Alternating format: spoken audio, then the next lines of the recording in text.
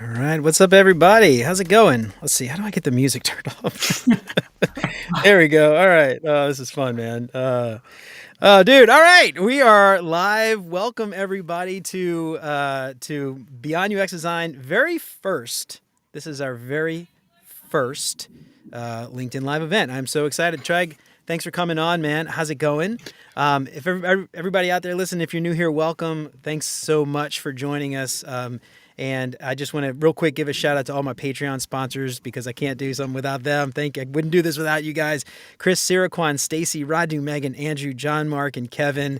If you want to join those fine folks and help keep that show independent and ad-free, become a patron for as little as $3 a month. That's less than $1 an episode, Tregg. I think that's a pretty good deal. You'll get some sweet perks. And I also want to give a shout out to this week's sponsor, UX Playbook. My buddy Chris Wen puts that together.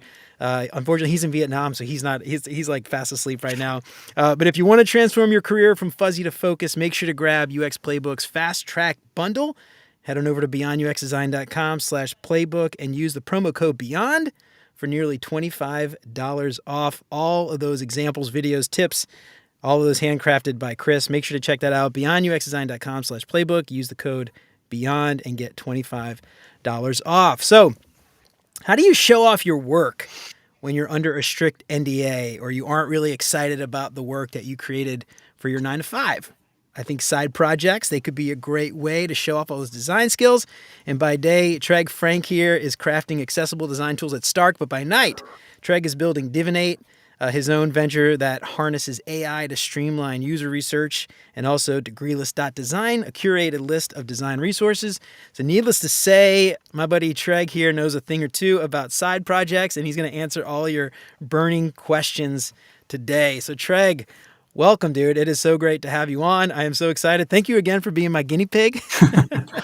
Hopefully this goes well. I'm really excited. And everybody out there, if you're listening on LinkedIn, I think we're also live on YouTube and some other places as well. Unfortunately, I don't have any way to monitor all of that stuff. So if you got a question, hop on LinkedIn and you can check it out. Leave some questions in the comments and we'll get your questions. We did have a bunch of people submit questions beforehand, so I got a few. But Tregg, thanks so much, man. Before we start the question, man, why don't you tell everybody a little bit about you? I know you were on the episode a couple weeks back, a week ago, but some people may not listen. So briefly, why don't you tell everybody a little bit about you and all about your side projects, man? Cool. Yeah. It has been such a blur that I can't remember when we released that episode. Was it last week? It was last week. Yeah. We recorded it like a month or two ago. Yeah, but it was last week. Yeah. Okay. Yeah. So I'm Tregg, designer, make stuff. Like you said, work at Stark 9 to 5.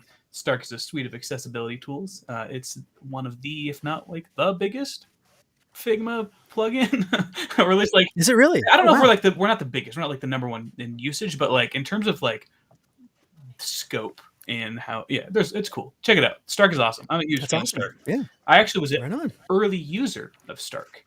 And Stark was a side project originally, and now it's a company. Really? Yeah. Right on. Yeah. So see what happens when you start a side project. There you go. You never know. That's actually what's so cool about Kat, the CEO, and Michael, the CTO, is that they firmly believe in side projects. They actually support it. And that's great because they've seen that they can learn stuff from doing it themselves.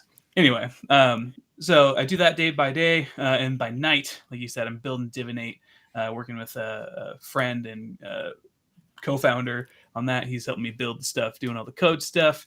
Degreeless is another thing that I have. It's Degreeless.design. I get, according to Webflow statistics, which feel inflated, I have questions for the Webflow team. They say I get 30,000 visits a month. My analytics show like 1,000 a week, but I don't know. Wow. There's something. I wonder. Change. I don't know. I wonder if they're counting like every page view as a separate visit. There's one page. Divinate or the this says one page. And so the bounce rate is like 100%. They're like, oh wow, your page and bouncing. I was like, yeah, because it's one page. Anyway, so Degreeless is like, I did that in 2018 as a like little. It was like a hackathon sort of thing, week of Thanksgiving actually, and I put that out, and it has done so much for my career. And also just like me personally, I think we talked about this on the episode, but like I get messages to this day from people that are like, "Hey, I, changed careers and I use Degreeless every day, and here I am." And what's cool is like it's it's Yeah, it's awesome. fairly low effort, all things considered, thing to put it out. Like the version 2 that I launched a year ago is like much higher effort than the first version of it. I think the difference is that I just had like an opinion and I curated based on that opinion. But Hmm. it's been cool to see that like people care about it. So anyway, that's a little Yeah, that's bit of who I awesome. am. I was Right on, dude. Awesome. Well, yeah, like I said, man, I think you're the perfect person to answer questions for everybody out there about side gigs. So I'm super stoked to get into this with you. So I'm gonna go ahead and just get started. We had a few people submit some stuff last week. I posted about this, and we had some people leave some comments. First up, Raymond from Minneapolis. For mobile app development, are there any suggestions on where or how to go about it for no code, specifically mobile app? That's a good question. If you're a UX designer, yeah. Oh, there's a good tool that came out recently that helps you build. I should have I should have sent you these questions beforehand so you could don't even Wait, think about that. We're learning. This is very first go with this. I'm about to Anyway. open the browser All right. and search. There's like, Go ahead, dude. Yeah, do oh, it. we talked about it. I talked about it with a friend recently. I don't remember the name of it. There is a good tool that came out recently that's a native Mac OS app that helps you Oh build wow. iOS apps with no Mm, code. The okay. other thing is, honestly, from the outside, I've dabbled a little bit. It seems like Swift UI is actually pretty approachable for designers. Um, Mm-hmm. you don't have, web technology is hard to set up the environment. It's just like super hard. Mm-hmm. So I think if you want to build native iOS, you can try to start learning Swift. The Design Plus Code or Design Mm-hmm.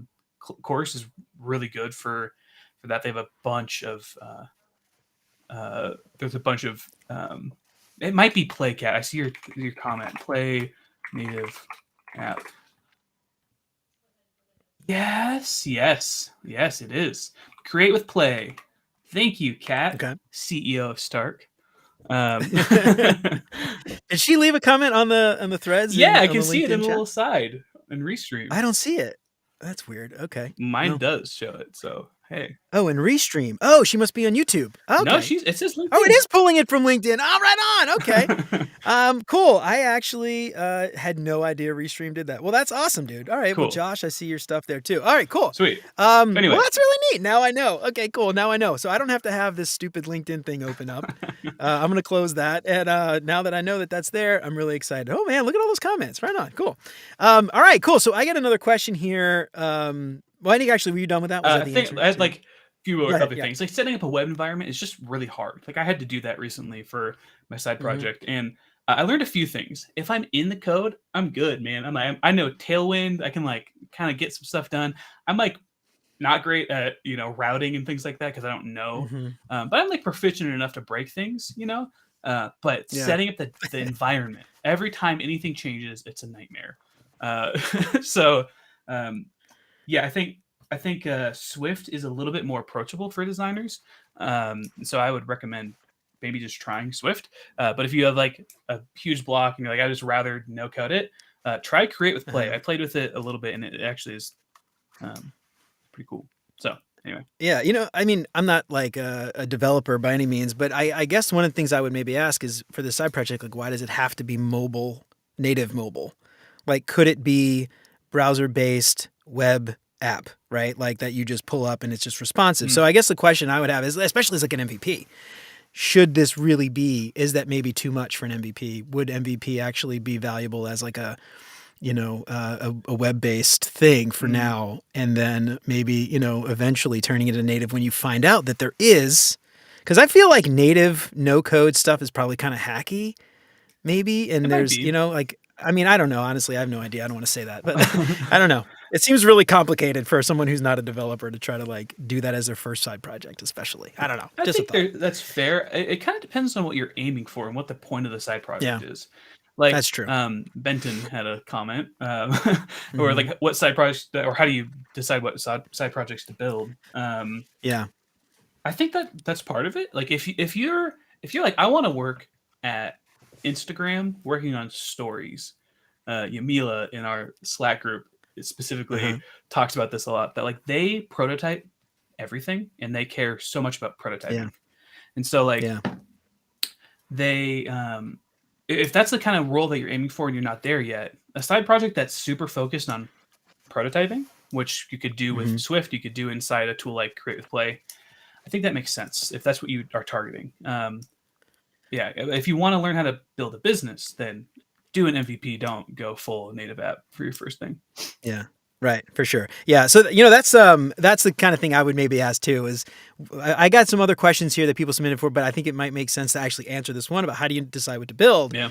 I think that kind of makes sense to sort of ask, like, does this thing really need to? Like, maybe it does have to be native, and if it's not native, the thing itself doesn't work, right? So anyway, I don't know. Talk about that. Maybe that's a good way to just sort of like maybe combine both of those questions about mobile and deciding and how to determine, like, would you decide, as a side project person, do you do mobile versus web app? I don't know. Curious. What do you think? Yeah, it's such a cop out, but it kind of does depend. I think like I think if you are interested in something, then that's worth exploring at the very least for a minute. I had the side project that was the music community where we would send out a metal album on Fridays. Actually, it would be like in 15 minutes if I were still doing that. I would be opening Twilio and like putting my getting ready to hit send on the text message. And that was like something I was very interested in, passionate about the space. I wanted to do stuff that got people interested in music. And I heard someone say recently that like when someone sends you a song, they're sending it to you because they want you to feel the emotions they felt when they heard it. And that's like so true. And that's like something I resonate with. So I want that. Like I want to share music with people. I love when someone like connects with something I shared them. I'm like, I told you it's so good. So I made a project around that. And like, not a business. It just wasn't a business, which is fine. And like the other caveat is like, if I wanted to be a content creator in that space, that it is a business. But it's like I was trying to make a tech product around it, that concept. Interesting. Yeah. So context matters, just like everything else. And so I guess about the mobile app question, the real question I would have is, do you really need it to be a mobile app? Is it only going to work if the functionality comes from the phone? Or can this really be something else? Or do you just want to have an app in an app store?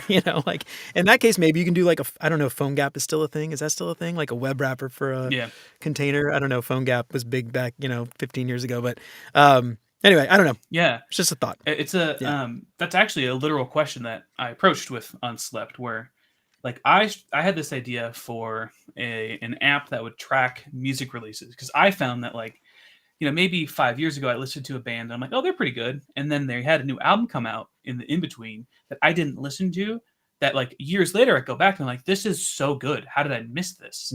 It's because the streaming platforms aren't meant for you to rediscover things in the past. So I wanted to make an app that was about that. But then I got down to the nitty gritty and like, okay, like making just an app is like what you're saying is like a lot of investment, like months and months and months of dev time to build this thing, maybe even a year or more, and to like validate an idea that might not be interesting to people at all. So what we did was like, made a little community first and validated it rather than building an app that like no one wanted. Right. So yeah, I think that is like a smart way to approach those sort of things. Yeah. So I've got like some follow-up questions in my head, but I think there's a couple of questions from Michael. He actually asked a lot of business related questions. Ooh. And I think it's kind of interesting because the things I'm thinking in my head are like, all the questions that we have are, I think, sort of predicated on the fact that like you want to keep going. Because like, to me, I guess where I'm going with this is like, for a side project especially, you probably don't have a lot of time and you probably don't have a lot of money or resources. So doing like as minimum you could do to validate the idea to see if it is something that's worth going and like doing all these questions that like that Michael has. So I'm gonna maybe we could like kind of connect these together. I've got ADD, sorry, so my head is like bouncing in all kinds of different directions. I've like 5 questions in my head at once. But so from Michael from LA, he's looking at starting a side project this year, and he's wondering about setting up a business for it. He's asking about this is sort of a multi-part question, but do you have to set up an LLC if you're going to be starting a side project? Um, and I'll just you go ahead and answer that one. He says he's no stranger to freelancing 1099s, but looking into starting a business seems a bit daunting to him. So anyway, Yeah. I don't know. There's other questions that go along with this, but go ahead first and answer that one. I guess. Yeah, I would say like an LLC is very easy to. Depends on where you're at. In Colorado, it's like the Right. world's easiest thing, and it was like $50. Mhm. It's so easy because like Colorado is optimizing for people to start businesses here. They want people to do that, so they make the process Pro extremely business, easy. yeah. I think if you're starting an LLC in like Delaware, not as easy. Right. Like Right. it kind of depends by state. But anyway, I don't know how it is in California. Might be tricky. I don't know. Yeah. But I think like I set up an LLC for Unslept and we made $0. Actually lost like probably 400. And so like Yeah. I just like dissolved this LLC. I'm like, okay, bye. Mhm. Like that was a Yeah. waste of Right. time. Right. So I would say like do whatever you can to validate the idea before that. And if it's like, oh, there's something here, people will probably pay for this, then I would do that. Again, it's like a low stakes entry point. Actually, it's not as scary as it sounds. It's scary if you're Mhm. like, I'm going to make a business and then never pay taxes. Like, well, don't do that. Mhm. Yeah. But yeah, otherwise it's fairly low stakes, and Yeah. also No, protects you oh, go personally. ahead. Sorry. Yeah, I was gonna say that was the question I have is like I guess like and the question is what are you selling and what's your liability? Are you going to be starting to give like legal advice and then clearly you need to have some liability there or medical advice or something. Yes. If you're suggesting metal albums, like are people gonna be able to sue you for something? But then again, like what if there's a data breach and someone Yeah. steals their data and are you liable for that? So it all depends, I think, on your liability. I think that was the thing. And then again, I'm not a lawyer. Tregg's not a lawyer. Definitely Consult not. a lawyer and figure out what your legal ramifications would be if you didn't do one or the other. I think there's also too, like as far as setting up an LLC, like tax benefits. You could write Yeah. things off. Again, I'm not an accountant, but go check that out. But anyway, I don't know if you can write things off if you're a sole proprietorship. I'm not really sure. You As can far as like some things. can you? I guess you can. I don't know. I'm not an accountant. Who knows?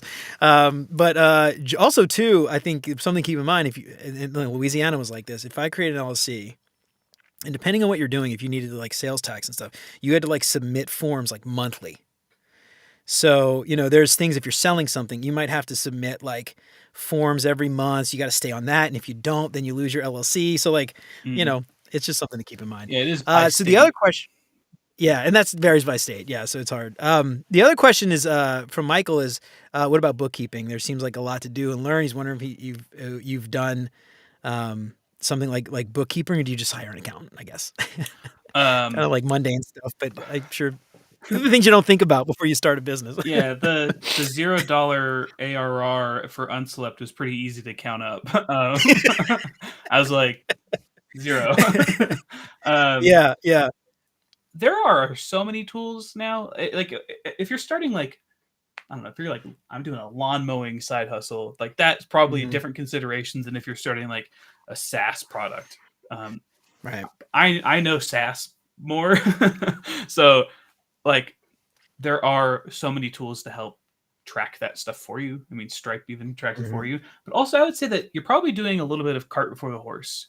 If you have, Right. Yeah, this is what I was going for with like yeah, validated first before you worry about bookkeeping. yeah, exactly. Like you could get like the QuickBooks set up, you got Stripe set up, you get your LLC, and then no one wants to buy the thing, and it's like okay, now what? Yeah. Um, Exactly. so like I had validate it. someone give me I had somebody give me really great advice once. It was, like setting up a business is easy. Getting a QuickBooks account is easy. Making money is hard. Yeah, Like that's the hard part. Making money is the hard part.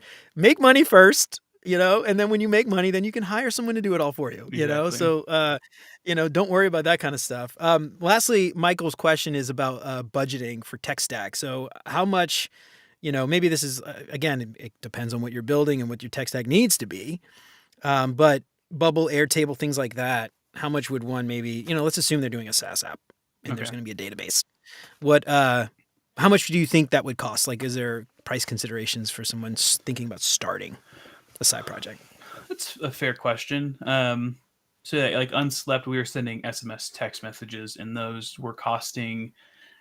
I want to say it was like upwards of $20 a week to do, which is like not a lot for a business, but a ton if you have $0 revenue. It adds up pretty Right. quick too. Like you would think like, oh, it's like pennies per text, but then you have 150 that you send out, and it becomes a lot of money really quick. Yeah. Yeah. So I think you have to expect to burn some cash for a minute with that kind of stuff. Also, don't get the highest tier plan unless you need Yeah. it. Try to go with the free stuff as Yeah. long as you can. If there's freemium Yeah. models, just like take advantage of that. Yeah.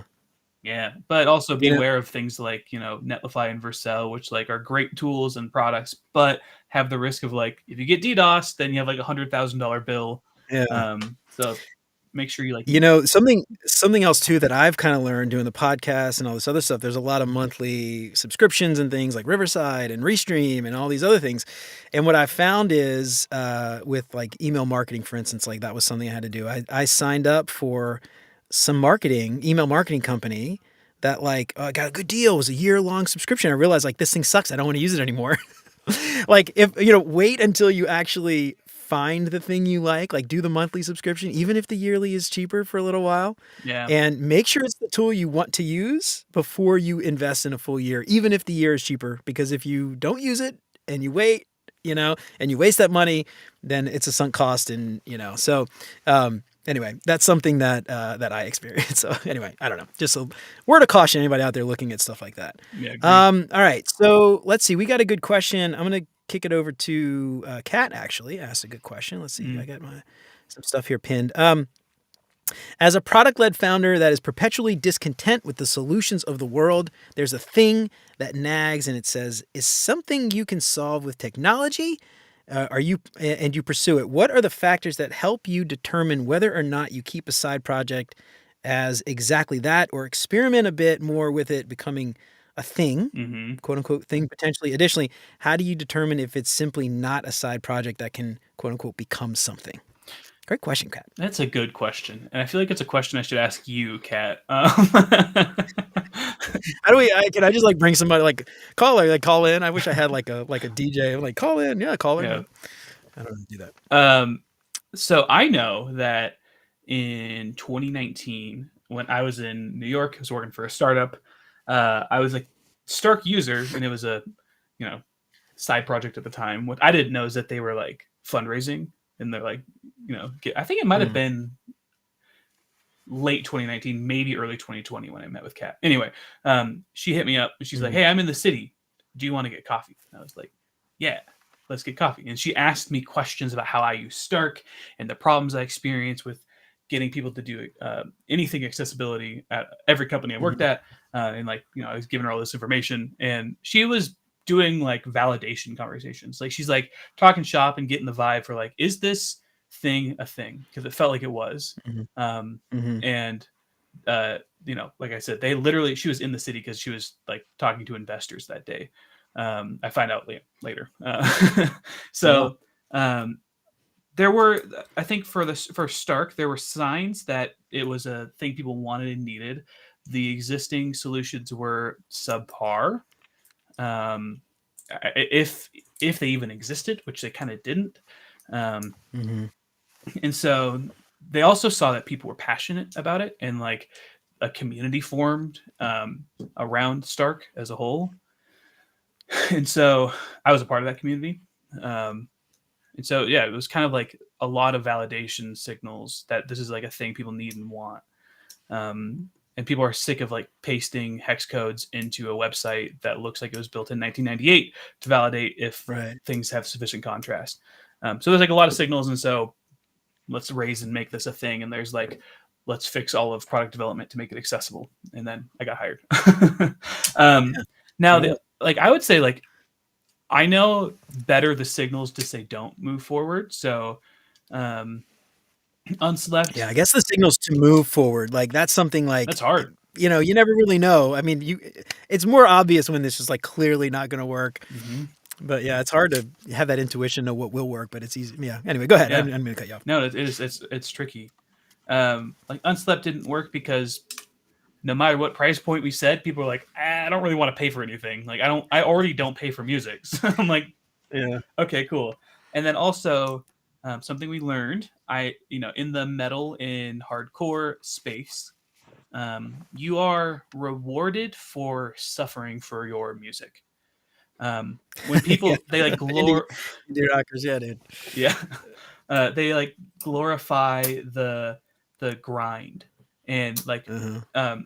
there was this topic a couple years ago where this indie band toured and they're like, we broke even or lost money on this tour, and they posted their budget and they'd spent like a few $1,000s on hotels, and all these like hardcore metal bands were like, hey, you could sleep in your van, that's an option. Yeah, right. And like Yeah. there's like part of me that like agrees. They're like, yeah, if the cost is like too high here, then you get like take that cost away, and then Mhm. you have some money to take home. But Right. also like the other thing is like, why do we feel like we need to force musicians to like sleep in the van to be able to make it? Right. Um, Yeah. yeah, I have like I tell you what, the older you get, because I know you played music, I used to play music, and yeah, you know what? Now it's like I'm too old for that shit, dude. I'm not sleeping in the goddamn van. yeah, No way. If yeah, I can't make it, if I can't sleep in a nice hotel room, not even like a nice hotel room, like a hotel, like a Motel 6 or like a Holiday Inn. It doesn't have to be like a Hilton. yeah. I ain't doing it. I ain't worth my time, man. But Yeah. yeah, the So younger kids. I don't know. my friends are in a band called Fox Lake, technically, Mhm. and I like to I made a little meme. I went to see their concert. They played this past weekend.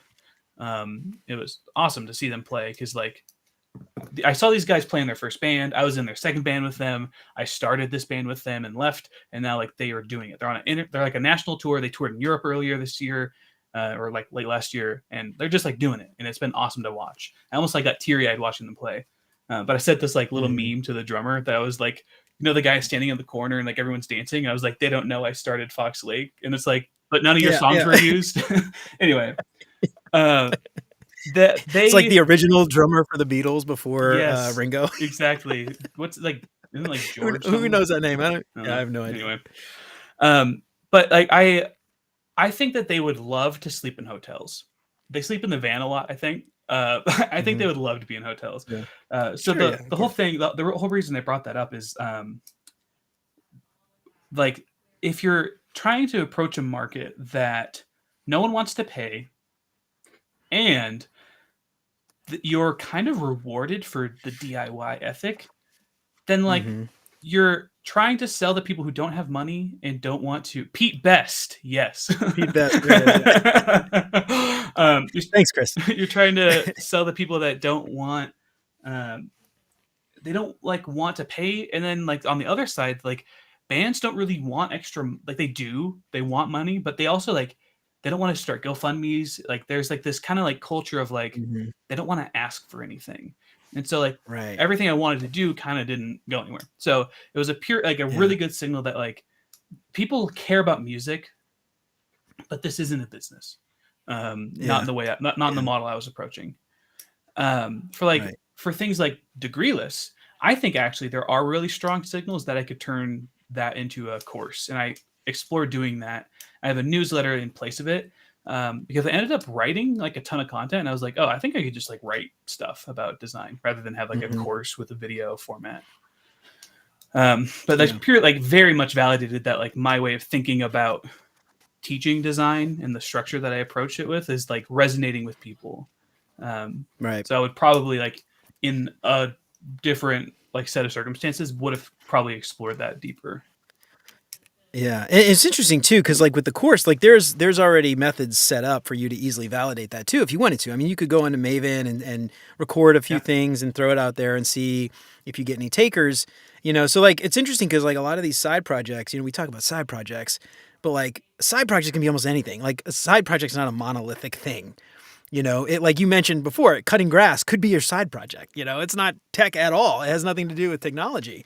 I'm just going out and I'm making some extra cash somehow to for beer money or whatever. So it's kind of interesting, like these ideas, everything we're talking about, like the context at the end of the day matters more than anything else. Like how do you validate something? If you want to validate a course, you could throw together some videos real quick. What I love actually, like Jeff White and his storytelling course, I think he's done a fantastic job of this. Like he and I were talking before he did his course, and it was just like a webcam. He's got a webcam. I think he even might have just used his computer. He got a cheap microphone, but he doesn't need a great video because he's a tiny little talking head in the bottom left-hand corner of the screen. Yeah.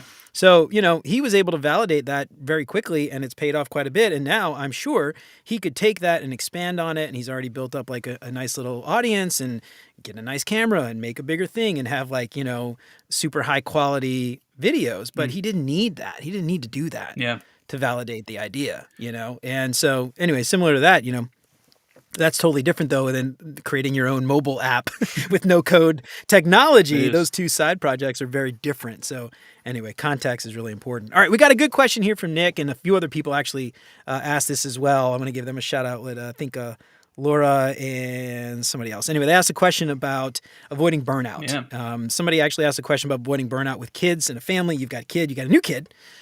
Which is even harder than old kids. They need a lot more attention. But how do you avoid burnout when you have got, like family, like I think Laura asked, and then Nick just in general? Yeah. Avoiding burnout. Is there techniques, tips, tricks? It's funny. Nick Stamas is my mentor. Also, okay, right on. Also, friend worked with him at Candid in New York. Good friend. So how do you avoid burnout? So I think like the past 2 weeks, we have had nonstop sickness in our household. Like we get better and we get sick. And my wife is, 20 weeks pregnant, and she just had like a sinus infection because your immune system's worse when you're pregnant for various reasons.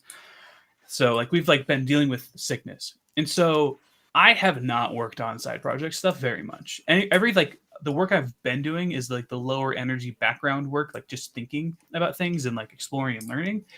But I haven't like really sat down and worked on side project stuff at all. I've just been too tired and sick. I've been like 30 to 50% sick, not 100% where I could be like, okay, I'm gonna like lay on the couch. It's been like just enough to be like, I should do something anyway. So I think like if you have all these like side projects and things, the nice thing is that they're side projects. And so at the end of the day, the thing that should take priority is the thing that pays your bills and gives you insurance if you're, a W-2. And so like that should be the focus. And that stuff shouldn't slip. And to me, like I never sacrifice time with my family. My son, it's actually my son's second birthday today. And we had breakfast. Had a little pancake. Wait, so just second birth? You have a 2-year-old. You have a new baby on the way, and your wife is on the way. No, only two. I thought you had a newborn at home. Okay, too. And I was like, oh my god, dude, you're getting busy. I should go check. Maybe I don't know. Maybe that's how tired I am. No, for some reason I thought you had. Anyway, no, my bad. I didn't mean to interrupt you. Go ahead, man. No, it's great. Yeah. So your son's 2-year birthday. Y'all got pancakes. Yeah, I love that. 2-year-old had pancakes. Kid 2 is on the way, but a second boy. I think you have 2 boys as well, so you would know the chaos that we're about to endure. No, I'm with you, dude. Yeah, good luck. Thank you. So yeah, I never compromised on time with them. That's like a non-starter. The other thing is like, I don't know, being forgiving of yourself, having grace for yourself. Nick has a side project that's basically not a side project. He has a business called Chelsea Method, and it's an awesome business. It's for new moms to like get healthy, basically. And he works on that with his wife, and it's super cool. And awesome. It's a real business, but also it's like there's a lot that's going on for his life. So I understand why he's asking this question. I don't know. I think the answer is like to be forgiving of yourself and to let things slip when they can, if you need to. That's my method. I have like the nice thing also is like me and Tyler, who I'm working on Divinate with, have like a really good back and forth. And so like if there's days where I'm like, I don't have any energy and I just know I'd be wasting time, I can just tell him that and I'm like, I'm gonna go chill, and it's cool. Yeah. That's one of the nice things about working with someone on a side project, is that like it keeps moving if the other one's not moving with it. Yeah. Yeah. Also, like when you're working so much, I think the other thing is like time budgeting, being Yeah. super ruthless with your time budgeting. Like maybe don't scroll on Instagram for an hour in the morning, because that time is not actually, it's not refreshing you. If Yeah. Here's what I actually talked to my therapist about this. There was a time like a couple months ago where I was super busy and I was like, it was it was at the end of the year. I was working on a really big project for Stark, and I still had like some side project stuff kind of going on in the background a little bit, but I was like slammed. I was busy, busy, busy, and I allowed myself to scroll on Instagram mindlessly for a couple hours. And it was like an intentional thing. Like Like a this is like treat. Yeah. Treat like a yourself. Yeah. treat. Yeah, rather than like doing it mindlessly without thinking about it and without being intentional and like Mm-hmm. knowing, okay, this is like brain dump time or whatever. Like this is Mm-hmm. like just like letting the exhaust out. If you're like wasting time on those things and not getting value, then you should cut those things out. Yeah. Be very like cautious with the time that you do spend if you are slammed busy. So like, yeah, like reading things that make you angry on Twitter, that's got to go. Yeah. Um, Yep. that kind of stuff. Doom scrolling is definitely not going to help you. Yeah. Well, on our episode, you mentioned specifically, I love this, is what do you value? Like asking Yeah. yourself, what do I value? And really making that the priority, right? In your Mm-hmm. case, you said family. So, like, at a certain time, you cut it out, you have dinner, and then at a certain time, you pick it back up again. And Yep. I think, that the answer to that question, how do you avoid burnout, I think is focusing on the things that you value. Like if you Mm-hmm. value family and to me, I feel like I would get burnt out if I did all the stuff I didn't want to do and, didn't do the things I wanted to do. That's to me is going to, if I actually enjoy my side project, like I'm not going to get burnt out if I really enjoy it. Yeah. So it's about what you actually value. And I think, like you said, being kind to yourself, because like finding those things that you do value and then the things that you don't value as much. I mean, you value those things, obviously you wouldn't be doing them, but if you don't value them as much, you have to say to yourself, like, I gave myself the time to do the things I did value. I didn't get to this today. It can wait. Mm-hmm. And that kind of self-kindness. So there's a word for that. Actually, there was like an interesting study, I think Stanford University, where, science says like being kind to yourself and forgiving yourself is actually like more helpful because you end up like being less stressed out. You end up like being more positive about life and things like that. And it's really just sort of this like mindset shift. Yeah, like Taryn here, she mentioned 10 minutes of doing nothing is so much better than 10 minutes of scroll. Like, I mean, that's the kind of stuff, like if you Yeah. value, like just like taking a step back, like, I mean, just, taking a breather. I think Mm-hmm. that's like some really important, anyway, that's just my perspective there. I think that's, Yeah. I don't know, Nick, I hope that helps. I don't know. I also But like, yeah. I've budgeted my time so that like, I, if I'm sitting there watching like random YouTube videos that mean nothing, I'm just like finding content that's like whatever, and it's like you have to watch the like 5 minute intro that means nothing. I'm just sitting there like Mm, watching this. I feel way less. Um, I feel worse about myself than if I mhm, were to read a book, even if it's a fiction yeah. book that's just like a romp in the a romp in the Shire type thing. Like, um, I so what I do is I set aside a time for that. Like I at the end of the day I try to read, Hmm. and to have like time to like you know I love do that. Yeah. something that's a good break that actually is good for me too. Hmm. To like, I know it's like maybe a different form of like I am optimizing that time in a way, but it's Yeah. like I don't know. I like okay, these books. Oh, I just knocked a bunch of stuff over. These books, they're terrible, but they're actually really good. Uh-huh. This is the Dresden Files, right? It's Oh, they're nice. like Okay. popcorn books basically. Yeah. It's just Yeah. like Yeah. they fly really fast. They're like it kind of feels like a kitschy sort of like early 2000s, you know, uh like Helsing kind of thing, like it's just Yeah. like vampire hunter kind of thing. And like in reality, do I get much out of that? in my life? Like, no. But also, I'm like sitting there and I'm like working a part of my brain and also entertaining it. So like, Yeah. Exactly. I'll Yeah. sit down and jam out on something like that for a little bit. Yeah. Well, I mean, it's just like going for a walk or taking a shower or, Yeah. anything like that. It's just like, I think one way that you get burnt out is even if you do care about the things. Yeah. Cause maybe I'm like amending my answer a little bit, Nick, but even if you just focus on only the thing that you care about, like if you just spent every waking hour with your family, I'm sure it would get like, you're like, I got to get away from you guys for a minute. I need a break. So, I think that's kind of like one of those things like, love you guys. You're the best. But, still, I need a break. So, like, it's just taking a break, taking that 10 minutes and just like doing nothing for a little while. I think anyway, that's also too, as just, taking a break. I don't know Yeah. when you need I it, saw someone say if your company can't survive you taking 2 days off, there's a problem. Mhm. Like that's not a good sign, which is fair. Yeah, absolutely. All right, so we got another question from this is the one from Alex. I think I can't remember if I already mentioned Alex.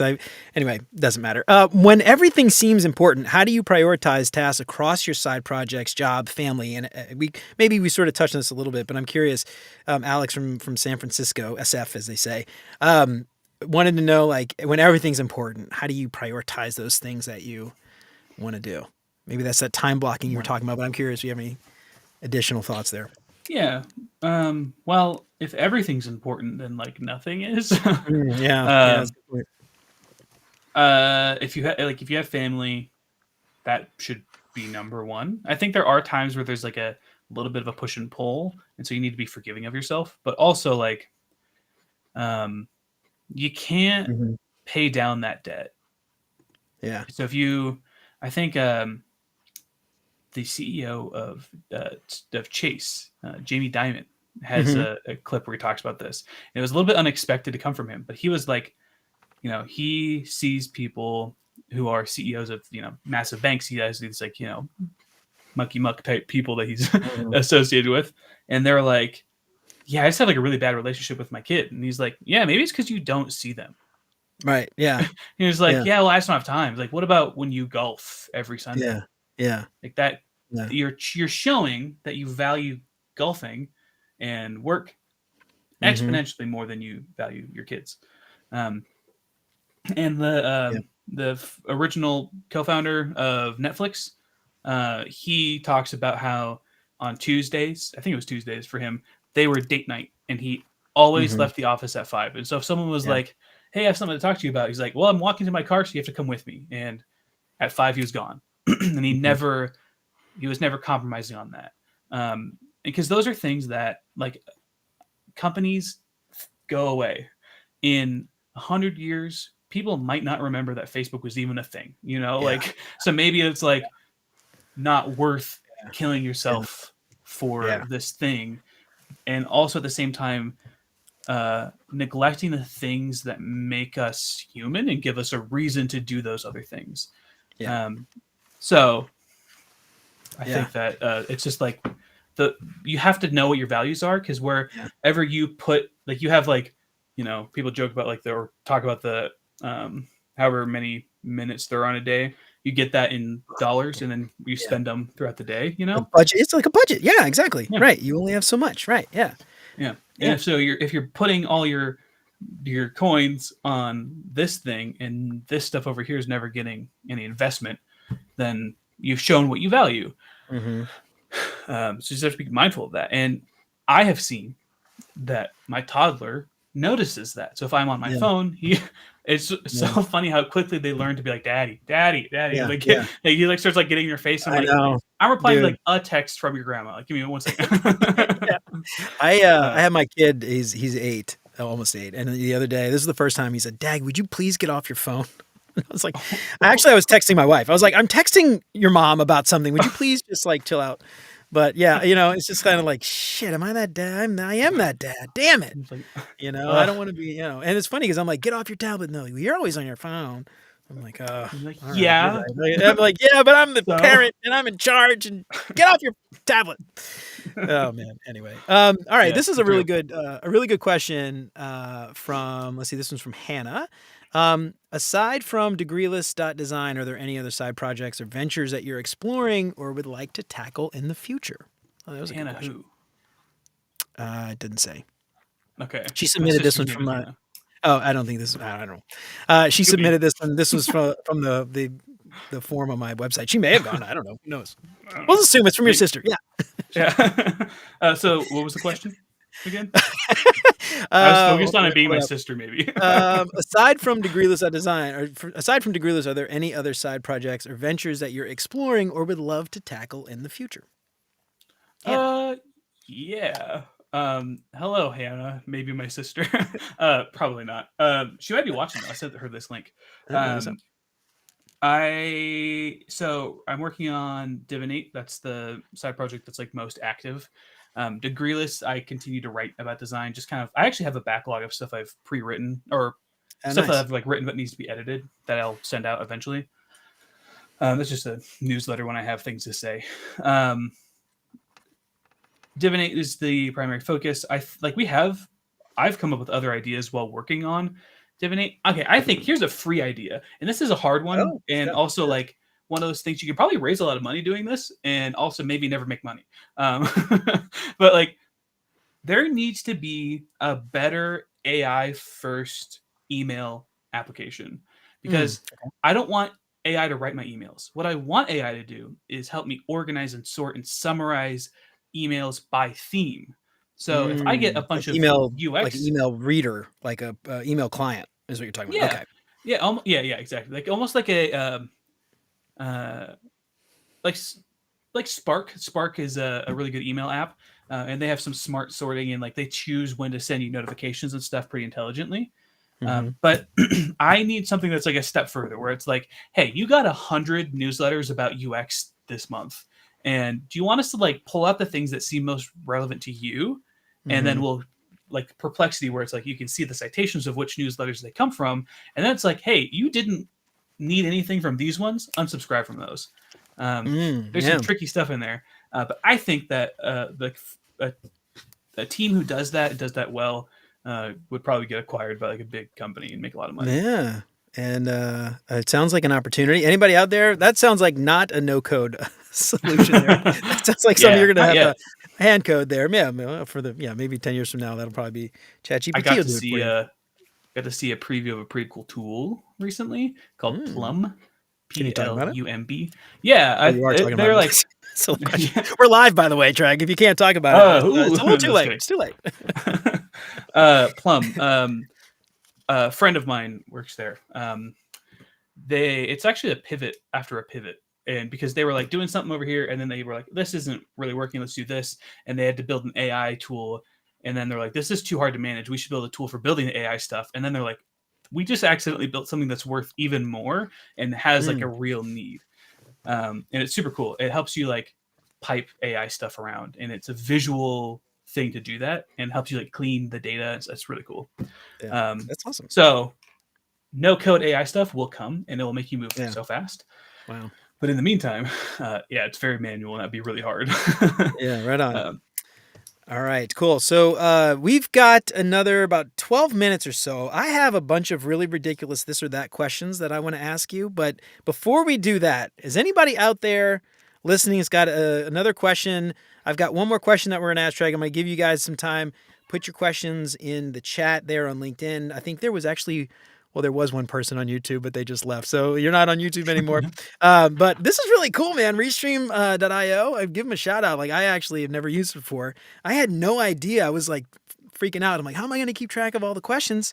Right there, dude. It's right there. It's amazing. Anyway, get your questions in. If you're on Twitter, I think you should just be, I don't know how this works on Twitter or Instagram. I honestly have no idea. But YouTube, apparently you can just leave a comment. LinkedIn, leave it in the comments. Get your questions for Tregg. Last call for questions. Let's see. I had one more question. Where was it? This was a simple question. This one was from Alan. What does your tech stack look like for Degreeless? The simple one. I don't know. No, straightforward. No, You don't want to tell him about how the sausage is made. for Degreeless, tech stack is generous. It's a Webflow site, Yeah. and I do use I use Pocket, which is the the And you browser mentioned that in the extension. episode. Yeah. I think Mozilla owns it now. Is that what you said? Hmm. They like Yeah. Yeah. They bought it bought a it. while Yeah. ago. Yeah. Yeah. So I use Pocket with I think there's a Zapier integration. I think it's Zapier that does it. So it watches for if I tag something as Degreeless, and if it does, it posts it to my like feed of articles on the bottom. That's like the most Okay. technical thing going on, and it's like all no code. Um, Otherwise, I use Substack for the newsletter, Okay. and yeah, I host with Webflow, which is like kind of expensive for what I do It is with cheap, Webflow. man. Webflow is expensive, dude. Yeah, Everybody like loves Webflow, and I'm not knocking Webflow. I think it's great, but that yeah, shit is goddamn expensive, man. This is gonna show my age a little bit, dude. But you know, designers, web developers, web designers of a certain age would be perfectly fine with this. But I use WordPress, dude, and I have a HostGator reseller account. I could spin up a website in a matter of nice. seconds, and I can install WordPress and have a website up and running in no time at all. And it cost me the exact same amount. I have database. I have full control over the entire site, and Mm. it cost me, I think I pay $10 a month or something. Actually, I think I actually paid for like a 3 or 4 year hosting thing for like $30. So it's dirt cheap. Hey, So, I don't know. It's pretty crazy. Anyway, I love WordPress, but Webflow is so damn expensive, man. I don't know. I just can't. it is. The Anyway, thing sorry. is, so I've been an advocate for Webflow and Figma since the early days.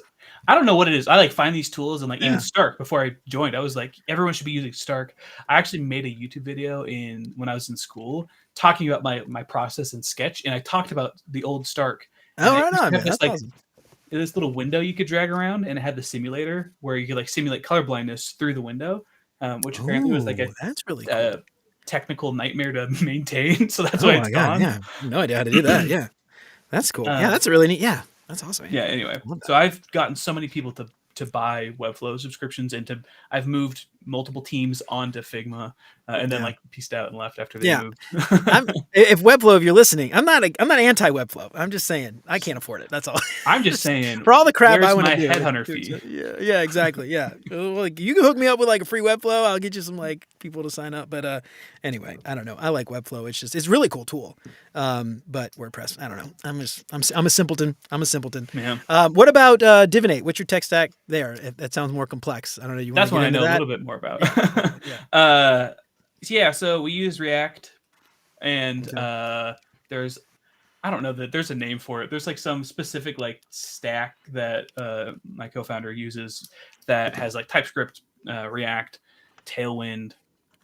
We use Shad CN's UI components, and they work at Vercel. They're a designer of Hmm. Vercel, and so I don't know if you know Vercel's design language, but it's so Hmm. uh, simple and refined. It's like I've been a huge fan of the Vercel design system for a long time. It's just like I don't know, some crispy and Mhm. like it Yeah. looks like it would like I don't know. I have like synesthesia about design sometimes. I'm like it feels like it would like be like crispy and light, Yeah. but also like chocolatey. Anyway, we use their design components because they're accessible. And they're it's not actual like it's not a library that you install. It's much lighter than that, so you can pull in what you Okay. need and customize it and stuff. That's pretty cool. And then we use OpenAI for AI stuff right now, and we do some other funky business with like LangChain. I don't know about that. Okay. About that. We're also like spinning up a Python thing for more AI stuff. I'm a designer. Yeah. Yeah. So Yeah. I know Tailwind. I know Yeah, I guess CSS and I Tailwind. ask you the tech stack. That was the wrong Yeah. question for the designer. No, I it's guess great it's not though. easy for Degreeless, but yeah. I actually should probably know better than I should have like No, I don't want to hold it against but you. It's all right. I should be able to just like rattle it off. Right on. All right. So yeah, Taryn, I just saw your comment about Divi. I actually just fun fact, I built my Beyond UX site with Elementor, and I use advanced custom fields. And to like create custom like pages and stuff, it's really easy to like spin up stuff. Anyway, I found out that Elementor does not support advanced custom fields repeaters, which is like a cool thing where I can like create a I mean, come list. on. You can create a list in like in a anyway. I'm getting kind of technical. Anyway, I love Divi it. does support the advanced custom field repeaters, and I wish I would have gone with Divi, but I'd already built the whole stupid site, and it's too late now. So I'll know for next time. I like Divi a lot. Divi's a cool.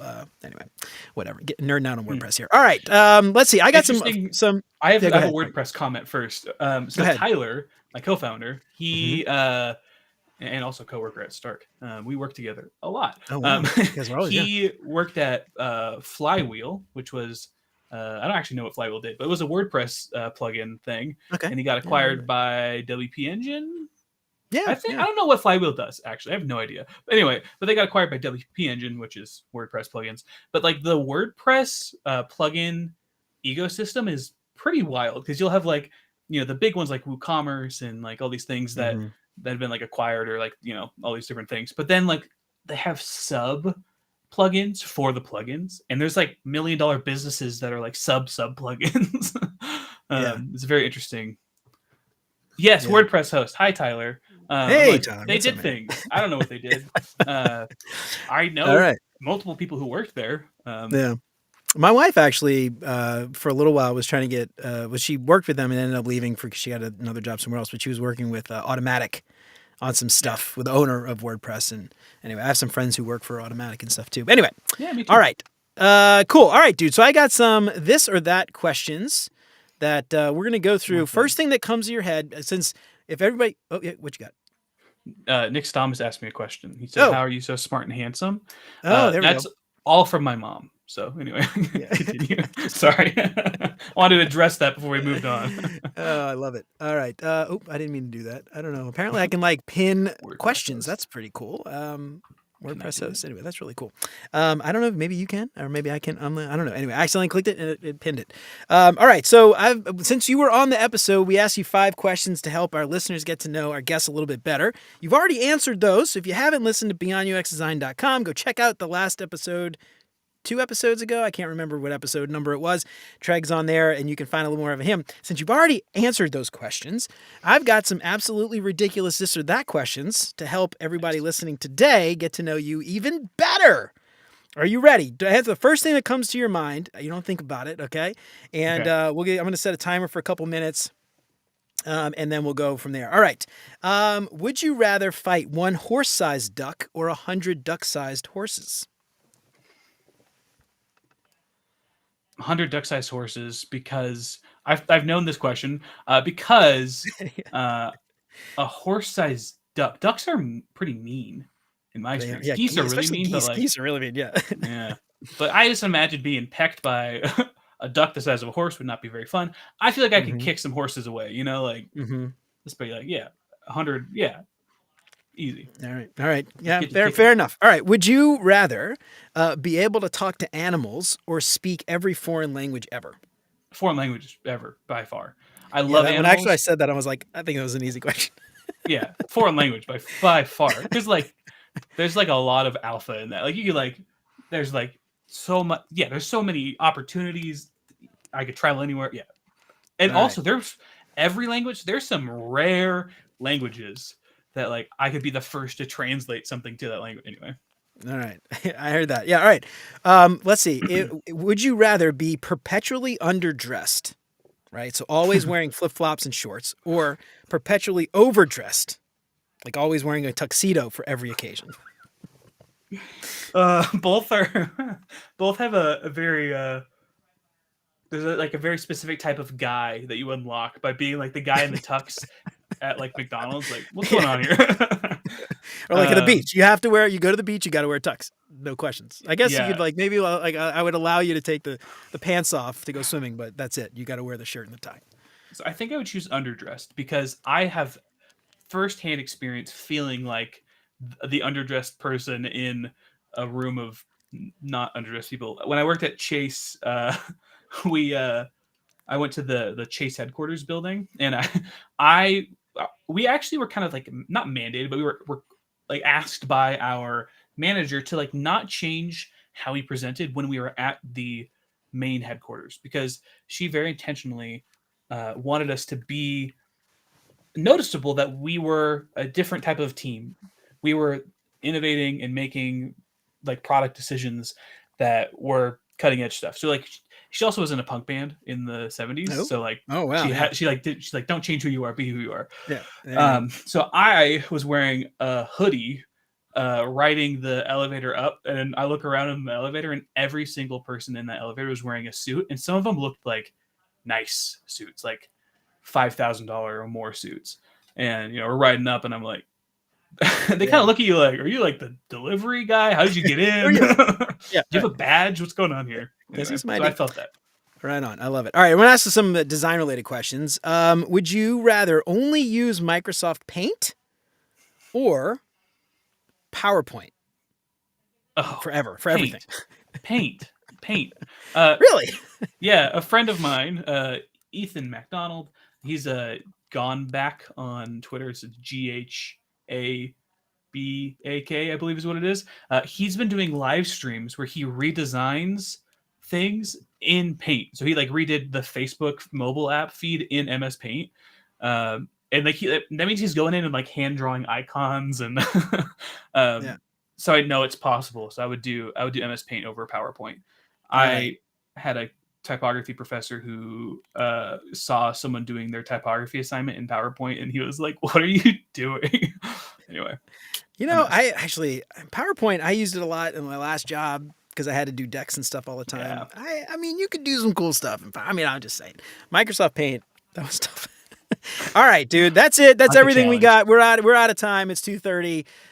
Thanks everybody for joining. I really appreciate it. One more time, I want to give a shout out to our sponsor. Don't forget, if you want to transform your career from fuzzy to focus, make sure to grab UX Playbook's Fast Track Bundle. Head on over to beyonduxdesign.com/playbook. Use the promo code BEYOND for nearly $25 off all those examples, the videos, the tips, all handcrafted by my buddy Chris Wen. Remember to sign up for the newsletter. Check all the past episodes at beyonduxdesign.com. And I want to give a shout out to Chris, Siraquan, Stacy, Radu, Megan, Andrew, John, Mark, and Kevin for supporting the show. And if you want to support the show too, $3 a month. That's all it takes. That's less than $1 an episode. You can get some awesome perks. Badass holographic Beyond UX Design sticker. You can get a shout out on the show every week. All of that for barely anything at all. Check out beyonduxdesign.com/support. Tregg, thank you so much for coming on. I really appreciate it, man. This has been amazing. And until next time, remember, you're more than a designer because there's more to UX and design. We'll see you around, guys. Take it easy.